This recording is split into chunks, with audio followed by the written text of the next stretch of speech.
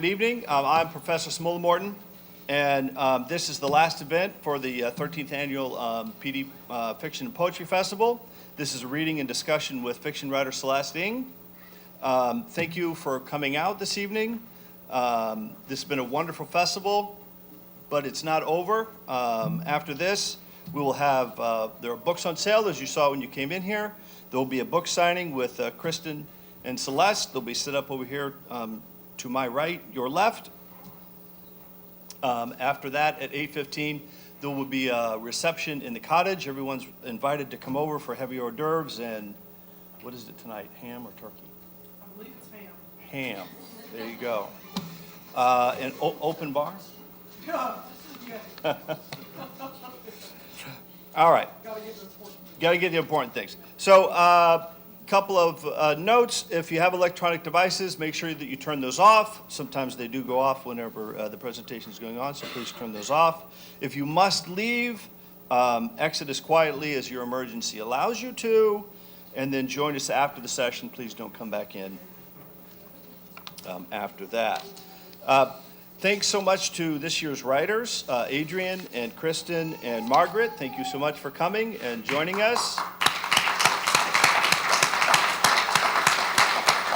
We've had a lot of great discussions, and I've already heard enthusiastic things from FMU students over the last couple of days, from high school teachers and high school students. I'm already getting emails saying what a wonderful thing it was. Stories actually filtering to my wife, who teaches at South Florence High School, from other teachers about the positive experience that those high school kids had here. They were just ecstatic, so that was really, really positive. Thanks goes to Dr. Carter, who's right here with us today, for his vision.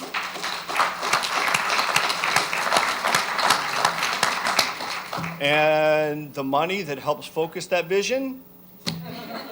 That's what really matters, right? We can't do this without the money. He makes comments like this during graduation. I can't make. All right.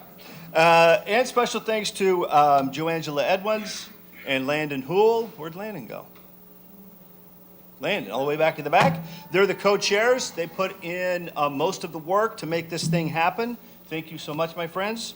11 English faculty serve on the committee that makes this happen, and I appreciate their work. Thanks goes to them. So let me say a few things about Celeste to get this thing started. This semester, many FMU students have read Celeste fiction. The common text, Little Fires Everywhere, was adopted by more than 20 sections. And a lucky few students read Everything I Never Told You. They were lucky because I was their professor and selected it. That was 4 sections. Her short stories are great, too. I just read this afternoon Girls at Play, which won the 2012 Pushcart Prize. And that is free and available on Bellevue Literature Review. Yeah? I hope that's okay to say. Yeah? So you can go read that right after the event. It's a wonderful short story. So Celeste is a master at her craft, and her 2 novels and numerous short stories have garnered wide and enduring praise. Her debut novel, Everything I Never Told You, was selected as a best book for 2014 by more than a dozen reviewers and critics, including Amazon. That's page 2 of 7. No, joke. Huffington Post and BuzzFeed. Celeste's novel earned many prizes, from the Massachusetts Book Award to the American Library Association's Alex Award. As a professor, the best praise that I can give Everything I Never Told You is that after I force them to start reading it, students read and study it enthusiastically. Celeste's narrative art and her artful connection to the experience of many American teens has energized lively conversations in the classroom and research papers on the various causes and effects of helicopter parenting, favoritism in families based on physical traits, the costs and benefits of sibling rivalry, and the challenges of multicultural marriages. It's been a joy to teach and explore Everything I Never Told You. Celeste's second novel, Little Fires Everywhere, earned similar plaudits and attention last year.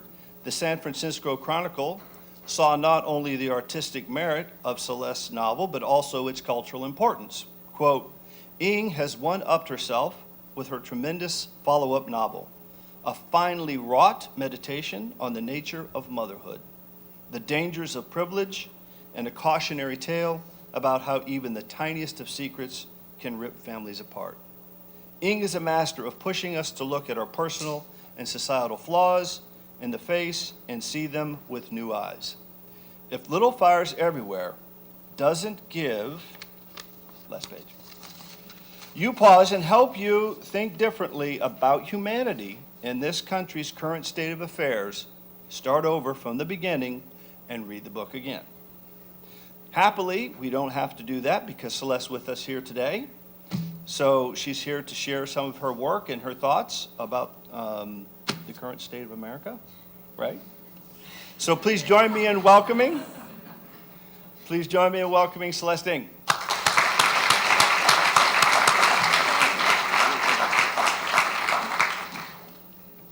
This microphone in the middle, or this one? Okay. Hi, can you all hear me in the back?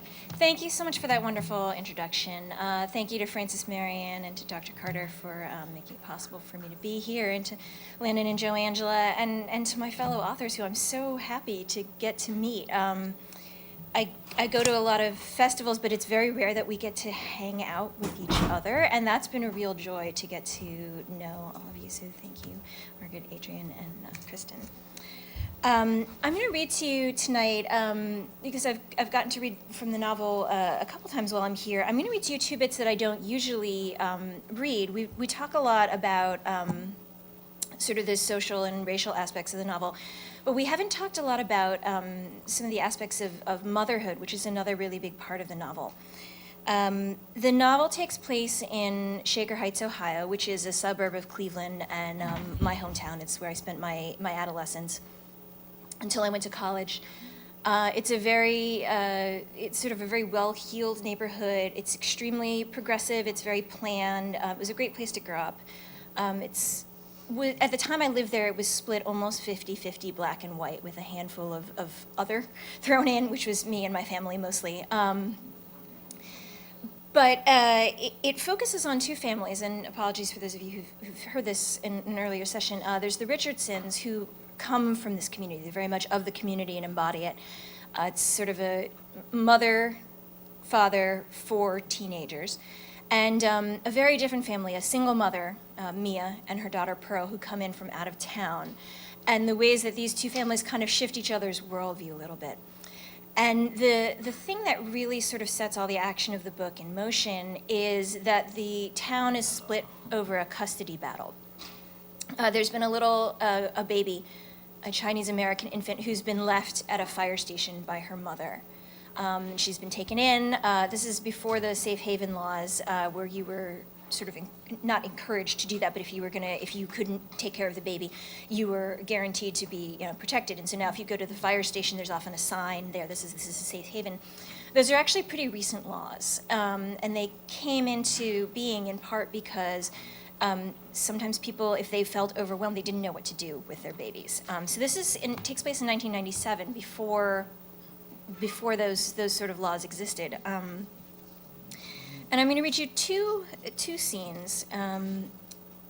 This little baby is taken in by the firemen, and there's a white couple who haven't been able to have children, and they decide that they're going to adopt this baby. They've been trying to have children for years. And they happen to be very good friends with the Richardsons, the family that lives in this community. And this is sort of where the action of the book kicks off. So in this first scene, they're going to a birthday party for the baby. The baby is turning 1. We've got the Richardson family. They've got 4 kids, Lexi, Tripp, Moody, and Izzy, who's the youngest. And they're going to the party at the McCulloughs, who are the couple who's adopted this baby. The weekend after Thanksgiving, the Richardsons were due to attend a birthday party thrown by old family friends. No one could have missed the house. Vehicles filled both sides of the street, The McCulloughs had cleared the parking restrictions with the Shaker Heights police in advance. This is true, you're not allowed to park overnight. And if you try and park overnight, or if people just aren't sure what your car is there for, the people will generally, a concerned citizen will call in to the police and they'll come and check on what your car's doing there. It's that kind of neighborhood. And spilled over onto nearby South Woodland Boulevard, and an enormous bundle of pink and white balloons bobbed over the mailbox. Inside, the house was already full to overflowing.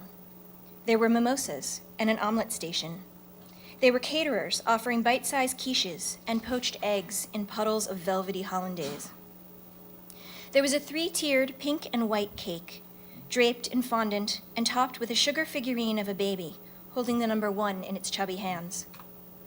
And everywhere, pink and white streamers unfurling their triumphant way toward the kitchen table, where Mirabelle McCullough, the birthday girl, nestled in Mrs. McCullough's arms. Mrs. Richardson had met Mirabelle before, of course, months earlier, when she'd first arrived at the McCullough household. She and Linda McCullough had grown up together, Shaker class of 1971, old friends since meeting in 2nd grade. And there had been a lovely symmetry to their paths, as they'd both gone away to school and come back and settled in Shaker into careers of their own. Only where the Richardsons had right away had Lexi, then Trip, and Moody, and Izzy in quick succession, Mrs. McCullough had undergone over a decade of trying before she and her husband had decided on adoption. "It's just providential, as my mother used to say," Mrs. Richardson had told her husband on hearing the news. "There's simply no other word for it. You know what Mark and Linda have been through, all that waiting. I mean, they'd have taken a crack baby, for goodness sakes. And then, out of the blue, a social worker calls them at 10:30 in the morning, saying there's been a little Asian baby left at a fire station, and by 4 o'clock in the afternoon, there she is in their house." Mrs. Richardson had gone over the very next day to meet the baby, and in between cooing over the child, heard Linda recount the story, how she'd gotten the call and driven directly to Babies R Us, buying everything from a complete wardrobe to a crib to 6 months' supply of diapers. "Maxed out the visa," Linda McCullough had said with a laugh. Mark was still putting the crib together when the social worker pulled up with her, but look at her. Just look at her. Can you believe this? She had bent over the infant cradled against her with a look of pure astonishment. That had been 10 months earlier, and the adoption process was well underway now. They hoped to have it finalized in a month or two, Mrs. McCullough told Mrs. Richardson as she handed her a mimosa. Little Mirabelle was a darling thing, a fuzz of dark hair topped by a pink ribbon headband, a round, pert face with 2 enormous brown eyes staring out at the crowd, Mrs. McCullough's beaded necklace clenched in her fingers. "Oh, she looks like a little doll," gasped Lexi. Mirabelle turned her face away and buried it in Mrs. McCullough's sweater. "This is the first big party we've had since she came to us," Mrs. McCullough said, running a hand over the girl's dark head. "She's not used to having so many people around, are you, Mimi?" She kissed the baby's palm. "But we couldn't let her first birthday go by without a celebration." "How can you know it's her birthday?" Izzy asked, "if she was abandoned and all." "She wasn't abandoned, Izzy," Mrs. Richardson said. "She was left at a fire station where someone would find her safely. It's a very different thing. It's brought her to this very good home." "But you don't know her real birthday then, do you?" Izzy said. "Did you just pick some random day?" Mrs. McCullough adjusted the baby in her arms. "The social workers estimated that she was 2 months old when she came to us, give or take a couple of weeks. That was January 30th. So we decided we'd celebrate November 30th as her birthday." She gave Izzy a tight smile. "We think we're very lucky to be able to give her a birthday. It's the same as Winston Churchill's and Mark Twain's." "Is her name really Mirabelle?" Izzy asked. Mrs. McCullough stiffened. "Her full name will be Mirabelle Rose McCullough once the paperwork goes through," she said. "But she must have had a name before," Izzy said. "Don't you know what it is?" As a matter of fact, Mrs. McCullough did know. The baby had been tucked in a cardboard box, wearing several sets of clothing and cocooned in blankets against the January cold. There had been a note in the box, too, which Mrs. McCullough had eventually convinced the social worker to let her read. "This baby named Mei Ling. Please take this baby and give her a better life." That first night, When the baby had finally fallen asleep in their laps, Mr. and Mrs. McCullough had spent 2 hours flipping through the name dictionary. It had not occurred to them, then or at any point until now, to regret the loss of her old name. We felt it was more appropriate to give her a new name to celebrate the start of her new life, Mrs. McCullough said now. Mirabelle means wonderful beauty. Isn't that lovely? Indeed, staring down that night at the baby's long lashes, the little rosebud mouth half open in deep and contented slumber, she and her husband had felt nothing could be more appropriate. When we got our cat from the shelter, we kept her name, said Izzy. She turned to her mother. Remember, Miss Purty? Lexi said it was lame, but you said we couldn't change it. It would be too confusing to her. Izzy, Mrs. Richardson said, behave yourself. She turned to Mrs. McCullough. Mirabelle has grown so much over the past few months. I wouldn't recognize her. So skinny before, and now look at her. She's chubby and glowing. Oh, Lexi, look at those little cheeks. Can I hold her? Lexi asked. With Mrs. McCullough's help, she settled the baby against her shoulder. Oh, look at her skin, just like Cafe au lait. Mirabelle reached out and laced her fingers into Lexi's long hair, and Izzy drifted sullenly away. I'm going to skip ahead a tiny little bit in this scene, which is that Mia, the single mother who's come to town, hears about the baby, and she realizes that she knows who the mother is. She works at a Chinese restaurant as a waitress, and she realizes that the other waitress is the mother. The woman tells her that she had this sort of mental breakdown and she had left her baby. And Mia kind of has to decide, is she going to tell her about this? In all her years of itinerant living, Mia had developed one rule: don't get attached to any place, to any apartment, to anything, to anyone. Since Pearl had been born, they'd lived, by Mia's count, in 46 different towns, keeping their possessions to what would fit in a Volkswagen. In other words, to a bare minimum. They seldom stayed long enough to make friends anywhere, and in the few cases where they had, they'd moved on with no forwarding address and lost contact. At each move, they discarded everything they could leave behind and sent off Mia's art to be sold, which meant they'd never see it again. So Mia had always avoided getting involved in the affairs of others. It made everything simpler. It made it easier when their lease was up, or when she'd grown tired of the town, or she'd felt uneasily that she wanted to be elsewhere. But this was different. The idea that someone might take a mother's child away horrified her. It was as if someone had slid a blade into her and with one quick twist hollowed her out, leaving nothing inside but a rush of cold air. At that moment, Pearl, who's her daughter, Pearl came into the kitchen in search of a drink, and Mia wrapped her arms around her daughter quickly, as if she were on the edge of a precipice, and held her so long and so tightly that Pearl finally said, "Mom, are you okay?" These McCulloughs, Mia was sure, were good people, but that wasn't the point. She thought suddenly of those moments at the restaurant after the dinner rush had ended and things were quiet, when Bibi, who's the mother, sometimes rested her elbows on the counter and drifted away. Mia understood exactly where she drifted to. To a parent, your child wasn't just a person. Your child was a place, a kind of Narnia, a vast, eternal place where the present you were living and the past you remembered and the future you longed for existed all at once. You could see it every time you looked at her. Layered in her face was the baby she'd been, and the child she'd become, and the adult she would grow up to be, and you saw them all simultaneously, like a 3D image. It made your head spin. It was a place you could take refuge, if you knew how to get in. And each time you left it, each time your child passed out of your sight, you feared you might never be able to return to that place again. Early on the very first night she and Pearl had begun their travels, Mia had curled up on their makeshift bed in the back seat of the Volkswagen, with baby Pearl snuggled in the curve of her belly, and watched her daughter sleep. There, so close she could feel Pearl's warm, milky breath on her cheek, she had marveled at this little creature. Bone of my bones and flesh of my flesh, she had thought. Her mother had made her go to Sunday school every week until she was 13, and as if the words were a spell, she suddenly saw hints of her mother's face in Pearl's. The set of the jaw, the faint wrinkle between the eyebrows that appeared as Pearl drifted into a puzzling dream. She had not thought about her mother in some time, and a sharp bolt of longing flashed through her chest.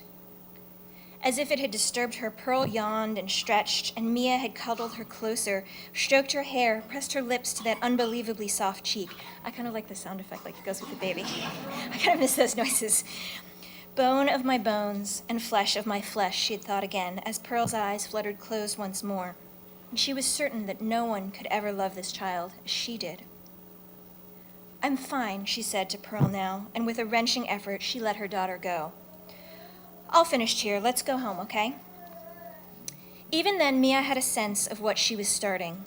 A hot smell pricked her nostrils like the first wisp of smoke from a far-off blaze.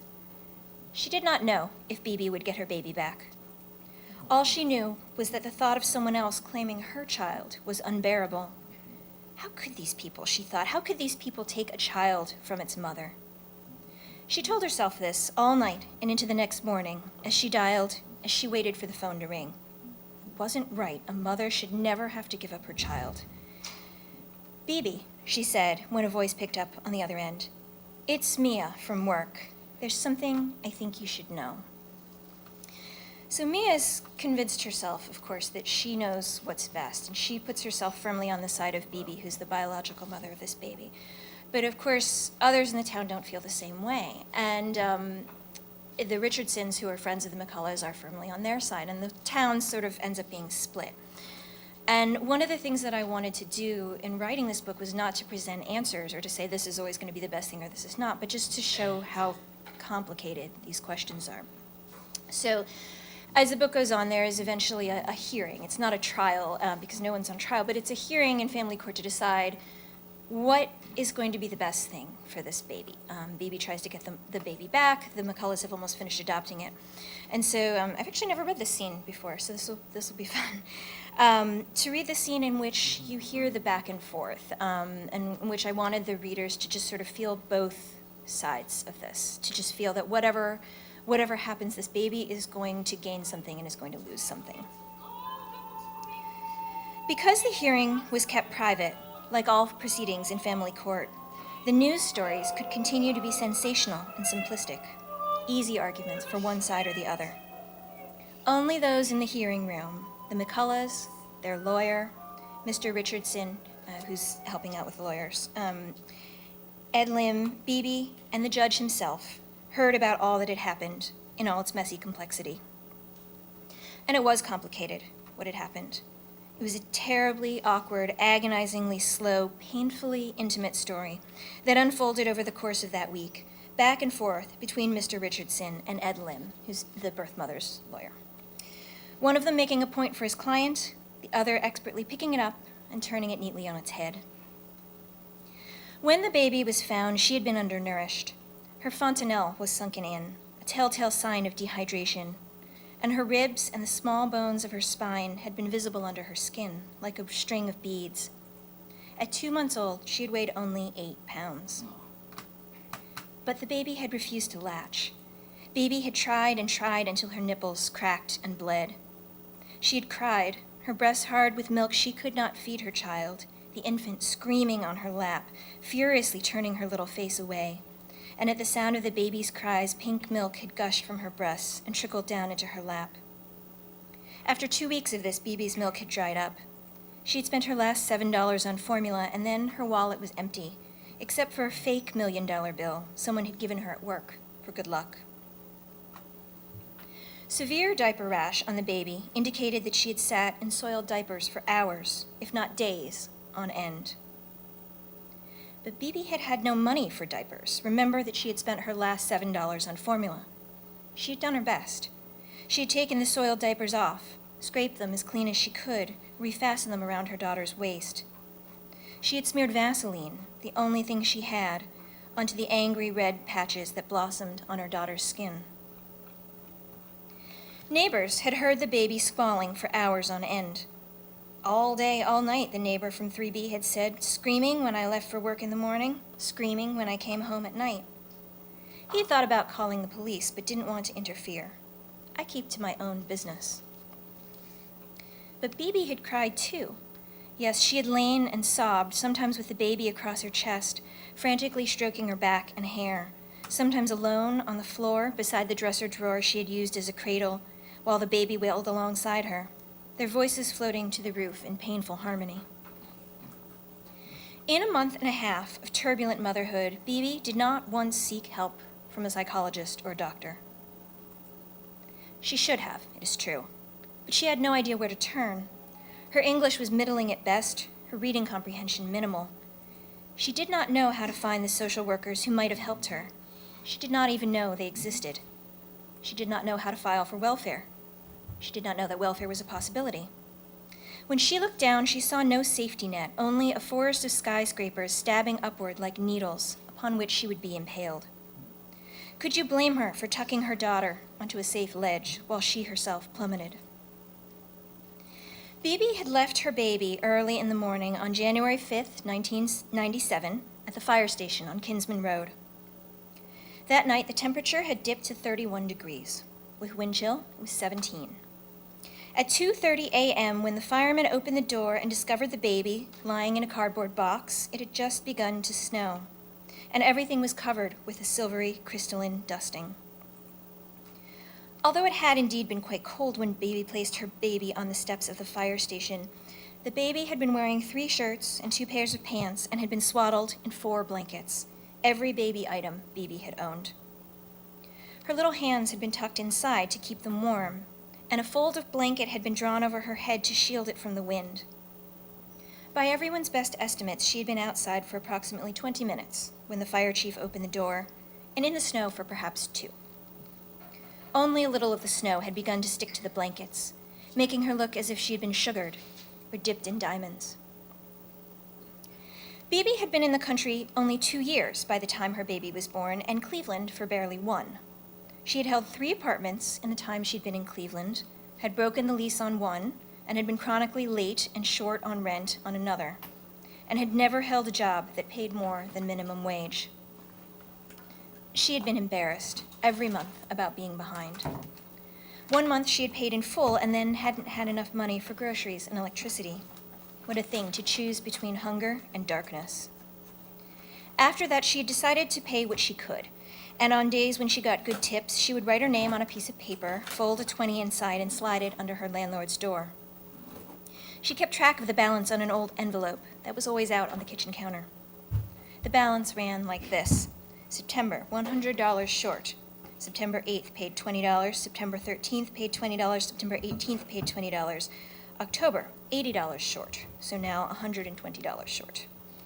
October 3rd, paid $20. October 14th, paid $20. October 26th, paid $20. November, $70 short, so now $130 short.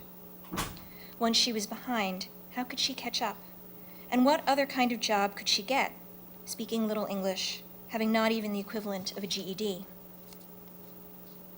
During her pregnancy, and until shortly before she had left her baby, Bibi had worked at a restaurant where one of the cooks had been arrested for dealing heroin.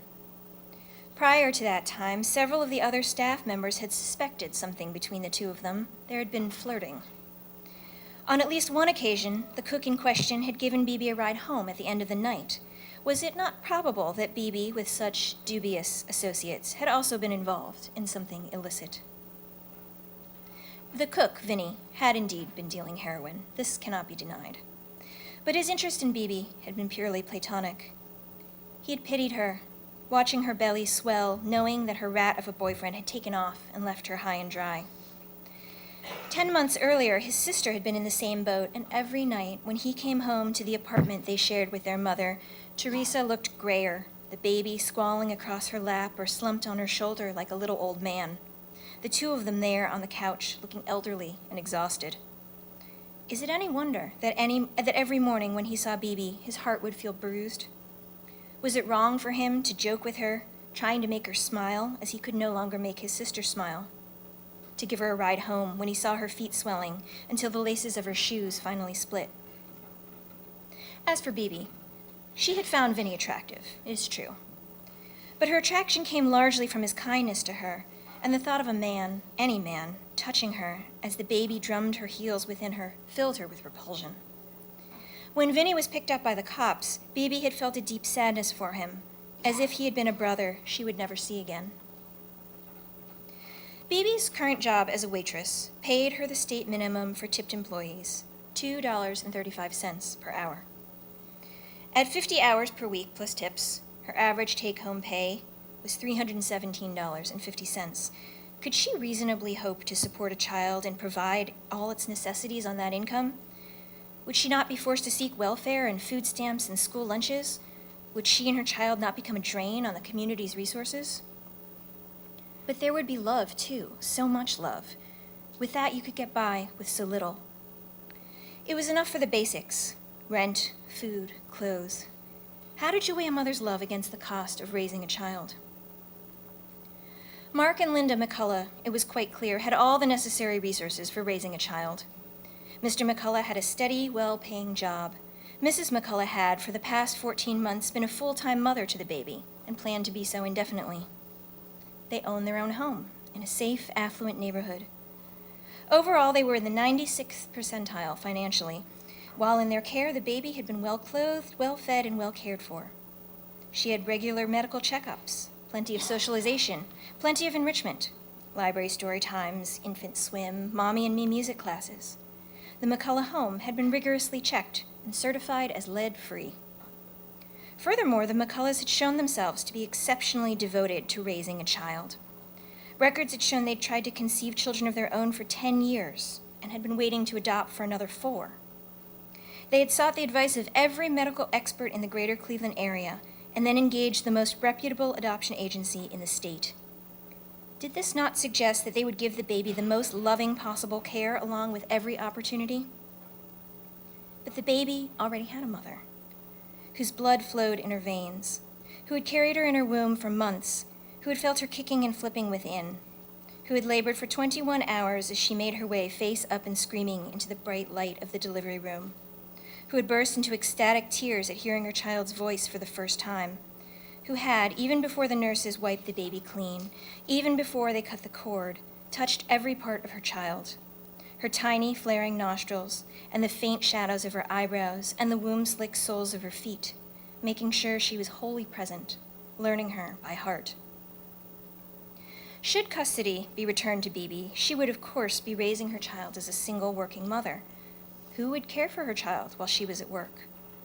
Would not the child be better off in a home with 2 parents, one of whom did not work and would be home raising her full-time, rather than in a daycare for the majority of the day?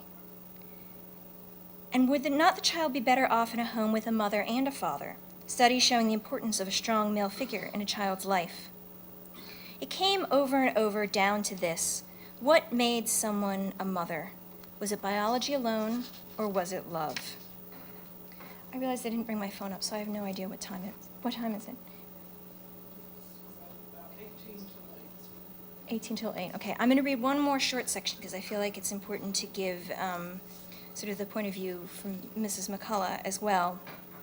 One of the points of contention is because this is a transracial adoption, it's a white couple adopting an Asian American baby, there's this question about whether she's going to lose part of her birth culture and whether that's something that can be remedied. And it's sort of an open question.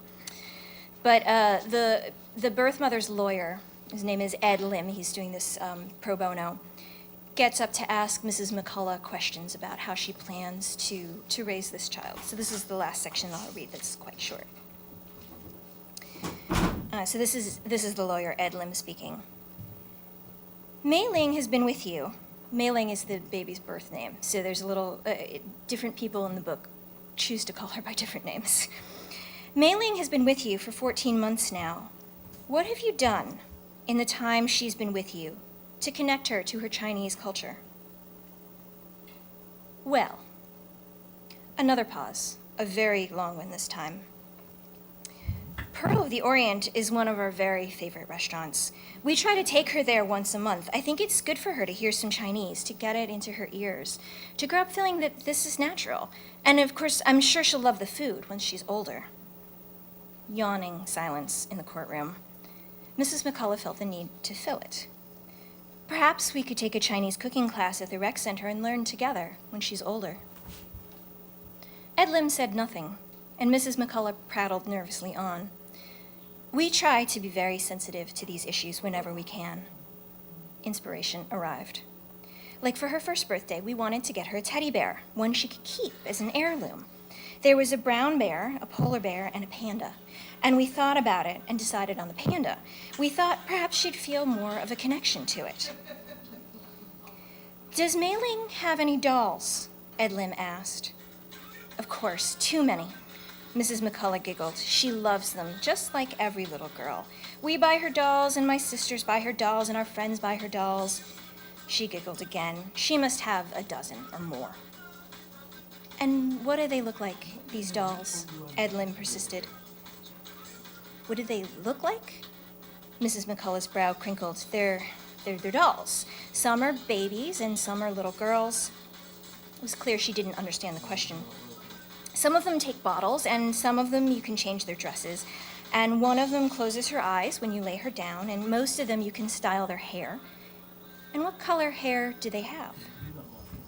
Mrs. McCullough thought for a moment. Well, blonde, most of them. One has brown hair, maybe two. How about the doll that closes her eyes? What color are her eyes? Blue. Mrs. McCullough crossed her legs, then uncrossed them again. But that doesn't mean anything. You look at the toy aisle, most dolls are blonde with blue eyes. I mean, that's just the default. The default, Ed Lim repeated, and Mrs. McCullough had the feeling of being caught out, although she wasn't sure why. It's not anything racist, she insisted. They just want to make a generic little girl. You know, one that will appeal to everyone. But it doesn't look like everyone, does it? It doesn't look like Mei Ling. Ed Lim stood up, suddenly towering over the courtroom. Does Mei Ling have any Asian dolls? That is, any dolls that look like her? No, but when she gets older and she's ready, we can buy her a Chinese Barbie. Have you ever seen a Chinese Barbie? Ed Lim asked. Mrs. McCullough flushed. Well, I've never gone looking for one yet, but there must be one. There isn't one. Mattel doesn't make one. Ed Lim's daughter, Monique, was a junior now. But as she'd grown up, he and his wife had noticed with dismay that there were no dolls that looked like her. At 10, Monique had been poring over a mail-order doll catalog as if it was a book. Expensive dolls with names and stories and historical outfits, absurdly detailed and even more absurdly expensive. Jenny Cohen has this one, she'd told them, her finger tracing the outline of a blonde doll that did indeed resemble Jenny Cohen, sweet-faced with heavy bangs, slightly stocky. And they just made a new one with red hair. Her mom's getting it for her sister Sarah for Hanukkah. Sarah Cohen had flaming red hair, the color of a penny in the summer sun. But there was no doll with black hair, let alone a face that looked anything like Monique's. Ed Lim had gone to 4 different toy stores searching for a Chinese doll. He would have bought it for his daughter, whatever the price, but no such thing existed. He'd gone so far as to write to Mattel, asking them if there was a Chinese Barbie doll, and they'd replied that yes, they offered Oriental Barbie and sent him a pamphlet. He looked at that pamphlet for a long time, at the Barbie's strange mishmash of a costume, all red and gold satin, and like nothing he'd ever seen on a Chinese or Japanese or Korean woman, at her waist-length black hair and slanted eyes. I am from Hong Kong, the pamphlet ran. It is in the Orient, or Far East. Throughout the Orient, people shop at outdoor marketplaces where goods such as fish, vegetables, silk, and spices are openly displayed. This is true, by the way. You can Google it. This is the actual copy from the box of Oriental Barbie. The year before, he and his wife and Monique had gone on a trip to Hong Kong, which struck him mostly as a pincushion of gleaming skyscrapers. In a giant, glassed-in shopping mall, he'd bought a dove gray cashmere sweater that he wore under his suit jacket on chilly days. Come visit the Orient. I know you will find it exotic and interesting. In the end, he'd thrown the pamphlet away. He'd heard from friends with younger children that the expensive doll line now had 1 Asian doll for sale, and a few black ones too, but he'd never seen it. Monique was 17 now, and had long outgrown dolls. I'll stop there. Thank you.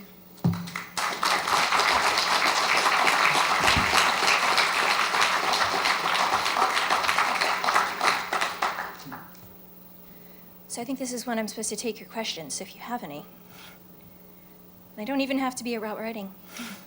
Somebody asked me once, do you snack when you write? And if so, what do you eat? And I kind of loved that. Like, I love that we have this feeling that first because I'm nosy and I like to know what other people do when they're working. But second, because I love that there's this idea that, if we kind of can replicate this, maybe that's the magic formula, So if you also drink Earl Grey tea and eat Swedish fish, maybe like the book will just magically come out. Yes. Were you going to ask what I... Yeah. Well, on that, do you work in silence or do you have things in the background? Oh, good question. So if you didn't hear that, the question is, do I work in silence or I have things in the background? I can't work with music on because I find myself paying attention to the music. I've always been a word person, so especially if it's music that has lyrics, I will end up listening to the lyrics rather than doing the work I'm supposed to be doing. So when I write at home, I have a room that I use as an office in my house. I work in quiet, just got ambient noise. But there are times that silence becomes really deafening. And that tends to be the moment where the voices of my critics or, so on, those voices that are in your head that tell you this is not working out, maybe you should just quit and find a real job, except you have no actual skills, where those voices tend to get really loud. And when that happens, I tend to go out and work in a coffee shop. There was an interesting scientific study a couple years ago where they found that actually there's something about the noise of a coffee shop that actually is sort of the perfect level of like pink noise, as they call it, to drown out distracting things, but to allow you to focus. So that's my excuse for going to the coffee shop. Yes? How many, I didn't check you out on Twitter before I came here. How many Twitter breaks do you have to take while you write? Oh, how many? So Twitter has become one of my guilty pleasures. I was kind of nudged into joining Twitter by my publisher because one of the things that they ask of writers now is that you have what they call a platform. What I've taken that to mean is just a way that people can be in touch with you because it's true. As a reader, I like to know that authors I admire live in the same world I do and that they do things like that they also, have families or they go on vacation or I don't know, walk their dogs, whatever it is that they do. But to my surprise, I really started to like Twitter, and it's become sort of my water cooler. I don't have an office, I don't have coworkers, and so when I need sort of a minute away from my work, it's like me getting up to get a coffee and going into the kitchen and chit-chatting with people. I get to hear what the news is, I get to hear about what people thought about, last night's episode of The Good Place or whatever it is.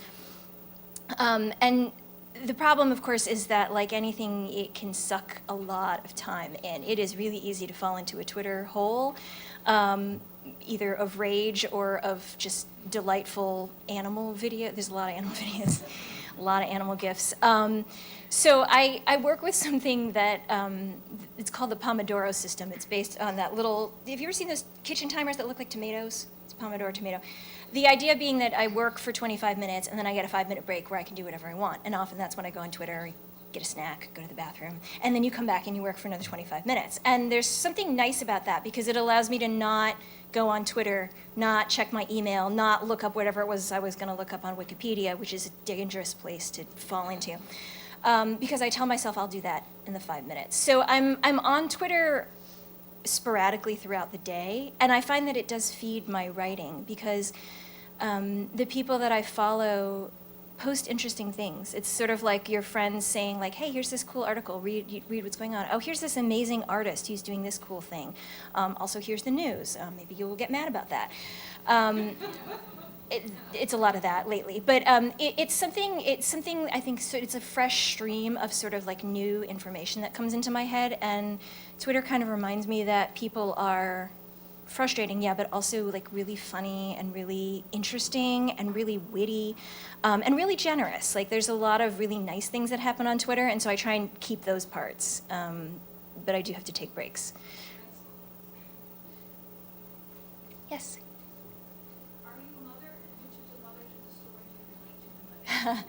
So the question is, am I a mother, and which of the mothers in the story do I relate to the most? I am a mother. I have a boy who's just turned 8. I keep saying he's 7, and I'm glad that he's not caught me saying that yet, because I would be in trouble if I said he was 7 and he's actually 8. In terms of which of the mothers I relate to, this sounds like cheating, but it's the true answer, is that there is a little piece of me in all of these mothers. the two main mothers in the novel, Mrs. Richardson and Mia, this artist, they seem like opposites, but they're really sort of flip sides of the same sort of personality. One is this very big rule follower. She's the one who makes all the lunches, and she does all these things, and she bakes the cookies, and somehow appears to have it all, do it all, that kind of myth we have of mothers. And Mia is the kind of mother who is in a lot of ways very selfish, that she moves around even though it means her daughter is constantly getting uprooted. But she also, I think, understands her daughter in a way that Mrs. Richardson doesn't. And those are the sort of two poles that I always find myself sort of moving uneasily between. People ask me also about my first novel, Everything I Never Told You, and they say, was your mother like the mother, or are you like the mother? And I think the answer there is yes and also no. I had a good relationship with my mother. The mother in my first novel is very demanding of her daughter, and I was really grateful more and more as I become a parent that my mom kind of let me find my own way. But at the same time, I think that mother in that novel is frustrated in some ways with the expectations that come with being a mother. I said this a little bit yesterday, but society has a lot of expectations of mothers, and as soon as you become a mother, even if you are not yet a mother, but you are simply pregnant and hoping to become a mother, there's so many questions, and there's a lot of people telling you all the things you should or shouldn't be doing, like, why'd you have children so early? You're too young. Why did you have children so late? That's why you're having fertility problems. Why are you breastfeeding? Why aren't you breastfeeding? Why are you going back to work? You're going to miss everything. How can you leave your career? Like, there's no way to win. And that is something that I feel very much in my own life as I'm trying to figure out this balance. And so there's a piece of me in all of the mothers, not always, I think, the pieces that people expect. I'm curious whether you've had any negative blowback. The characters in Little Fires Everywhere face a number of controversial moral choices, and I think one of the remarkable things about the book is how compassionately unjudgmental the narrative tone is, and so they make very different choices to keep the baby and cheat the surrogate parents out of it, to have an abortion rather than giving the child up for adoption, to steal the baby and take it, either to have sex as teenagers, to be careless despite the good sex education in the school system. Have you had any people angry with you for showing these very different choices so neutrally, so compassionately? That is a great question. And thank you for saying that the tone of the book is sort of compassionate, because that was always sort of my goal. As I said, I have an 8-year-old son at home, and when I was writing this book, he was 4 and 5. And he and his friends at the time were really into, A, they were really into Star Wars, but B, they still are into Star Wars. But they were also really interested in this concept of good guys and bad guys. And so when they would play on the playground, there was this debate over who got to be the good guys and who got to be the bad guys. And one of the things that we spent a lot of time talking about was how that it's actually a lot more complicated than that. And I talked with him a lot about how, generally speaking, the bad guys don't think that they are bad guys. They usually think that they are the good guys. They think that they are doing what's right and what's necessary. And how important it is to kind of remember to try and see things from other people's point of view. Doesn't mean that you agree, it doesn't mean that you forgive it, but there is something sort of important, we talked about it earlier today, about this role of empathy and trying to at least understand why people did things, even if you still think it was a terrible decision. And that was sort of the attitude that I took in coming to this book. I didn't want there to be a villain, sort of twirling their mustaches. I didn't want there to be a person where you could point and say, yep, they caused all the trouble. I wanted it to be the case where you would look at everybody and go, okay, I would never do that, but I also see why you thought this was a good idea. And so that was my goal, and whether I succeeded or not, I think is sort of in the reader's judgment. But actually I haven't had people come and be angry with me about what the characters do. I've actually had the opposite. I've had more people come to me and say, I really hated Mrs. Richardson. I hated her. I was so mad. And then I got to the end, and they are mad at me a little because they're like, actually, and God damn it, you made me sympathize with her. They're kind of sometimes mad at me where they're like, I really wanted to hate her, and then you made it so I couldn't hate her. And I'm like, I'm sorry, but also thank you, because I take that as a compliment. I've had a number of people come to me and just say, like, I'm glad that you wrote about this, that we don't often get to see characters who are dealing with choices like, should I have an abortion if I'm a teenager and I'm pregnant and I didn't intend to be? Or to say, well, I'm doing this thing that some people might find to be sort of immoral, but is there a way in which I can kind of reconcile that with the kind of person I think I am? It's been much more of that, which I really appreciated. And one thing that I appreciated a lot is hearing from adoptees. I'm not an adoptee myself, and I feel very strongly that that is a story that the adoptee should get to tell. But I wanted to just bring up how complicated it is. And I've had adoptees both who were very happy with sort of all the ways that they'd been able to connect or not connect with their various families, and adoptees who had struggled with different issues just say, I'm just happy that this is something that now I feel like there's a space to talk about. And that's been a really nice feeling to have.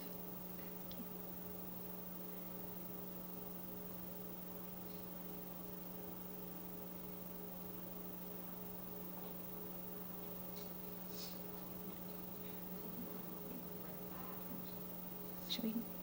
Oh, yes, I'm back. What do I do when I have writer's block? That's a great question.